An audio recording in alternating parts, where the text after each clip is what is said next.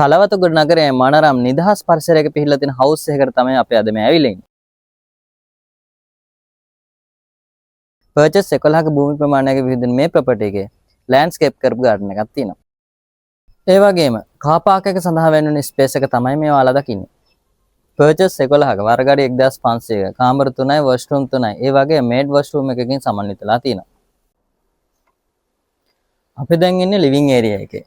මේ ස්පේෂස් living area එකේ open kitchen area එකක් සහ ඩයිනින් ටේබල් එකක් ප්ලේස් කරලා තියෙනවා. මේ ඕපන් කිචන් ඒරියා එකේ විශාල පැන්ට්‍රි කබඩ් සෙට් එකක් ෆික්ස් කරලා තියෙනවා. ලිවිං ඒරියා එක ඩබල් බ්‍රික්ස් වෝල් වලින් ඩිසයින් කරලා තියෙනවා. එමගින් ගෙට සිසිලසක් වගේම ලස්සන පෙනුමක් ලබා දීලා තියෙනවා.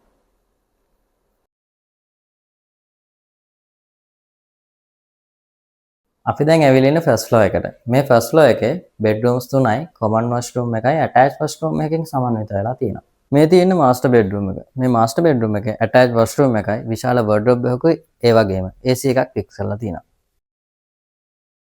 මේ තියෙන්නේ මාස්ටර් බෙඩ්රූම් එකට අමතරව තියෙන අනෙක් බෙඩ්රූම් එක. මේ බෙඩ්රූම් එකේ AC එකක් ෆික්ස් කරලා තියෙනවා.